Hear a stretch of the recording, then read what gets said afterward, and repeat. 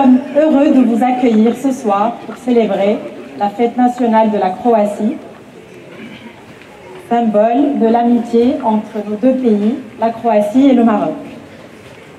Commencerons cette cérémonie par l'interprétation des hymnes nationaux croates et marocains, suivi du discours de son Excellence Madame Yasna Mileta. Mesdames et messieurs, chers amis du Royaume du Maroc, très chers compatriotes, c'est pour moi un grand honneur et une profonde émotion de vous accueillir ce soir à la résidence de Croatie à l'occasion de notre fête nationale, le 30 mai, date fondatrice de la Croatie moderne. D'autant plus que cette année ne ressemble à aucune autre. En 2025, nous célébrons le 1100e anniversaire du Royaume de la Croatie, établi en l'an 925 sous la couronne de notre premier roi, Tomislav.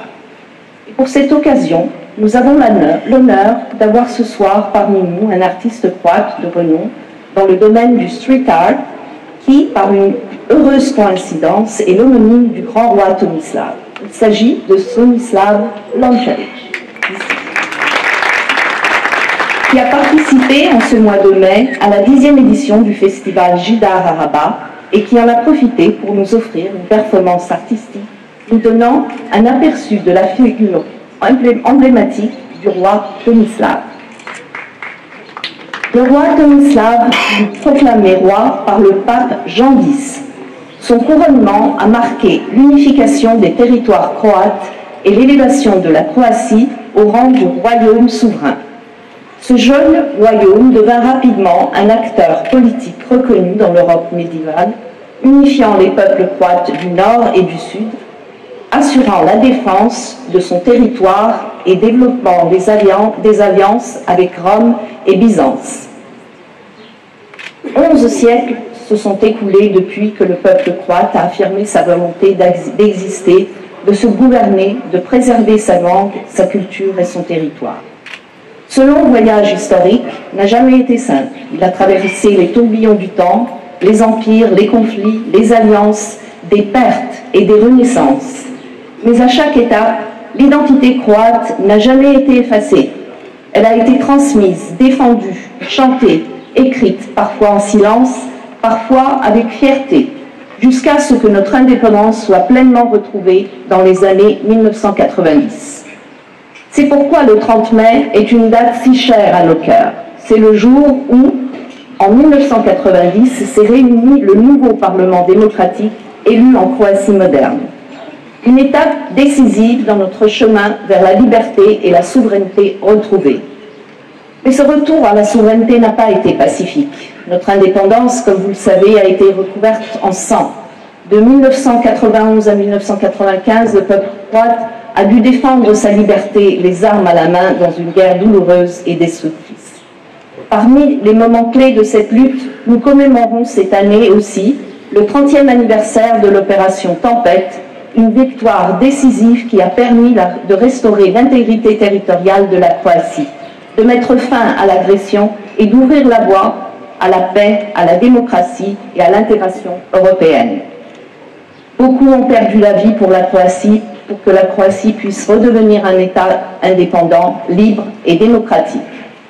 Ce soir, nous nous souvenons aussi d'eux, dans le silence et le respect, mais aussi de tous ceux qui souffrent et meurent aujourd'hui pour défendre leur liberté, que ce soit en Ukraine, à Gaza ou dans le reste du monde embrasé dans les conflits. Chers amis, en tant qu'ambassadrice de la Croatie auprès de Sa Majesté le roi Mohamed VI, je ne peux m'empêcher de faire une parallèle sincère avec l'histoire du royaume du Maroc, une grande civilisation millénaire. Tout comme la Croatie, le Maroc a su préserver son identité unique. Le Maroc a préservé sa monarchie historique, sa culture riche et son rôle central dans l'équilibre de sa région, tout en s'ouvrant au monde avec intelligence et fierté. Nos deux nations partagent cette volonté de conjuguer mémoire et modernité, héritage et avenir. Nos deux nations croient au dialogue, à la paix, à la coopération et à la force tranquille des traditions qui rassemblent plutôt que divisent. C'est dans cet esprit que le ministre des Affaires étrangères du Maroc, M. Nasser Bourguiba, a récemment rencontré son homologue croate à Zagreb, afin d'affirmer de nouveau, dans une déclaration conjointe, l'importance des relations politiques, économiques, culturelles et humaines entre nos deux pays. En signe de cette amitié partagée, j'ai le plaisir de vous inviter à un moment artistique unique, le concert d'un groupe de Klapa, que vous avez entendu tout à l'heure chanter les hymnes nationaux. Un chant traditionnel croate a cappella, né sur les rivages de l'Adriatique et inscrit au patrimoine immatériel de l'UNESCO. Klapa, ce sont des voix pures qui s'unissent pour raconter l'amour, la mer, la terre natale et la patrie. Des chants qui viennent du cœur du peuple croate, l'âme croate dans ce qu'elle a de plus profond. Ce soir, ces voix venues de Dalmatie porteront jusqu'à Rabat un peu de notre cœur. Merci de célébrer cette soirée avec nous. Merci de faire vivre cette amitié entre Rabat et Zagreb, entre le Maroc et la Croatie, et surtout, vive l'amitié entre les peuples libres et fiers de leur histoire. Merci à tous. قبل ما تخرجوا ما تنسوش تابوناو في العشان يوتيوب وبارطاجيو الفيديو وديروا جيم وتابعوا الدار على مواقع التواصل الاجتماعي.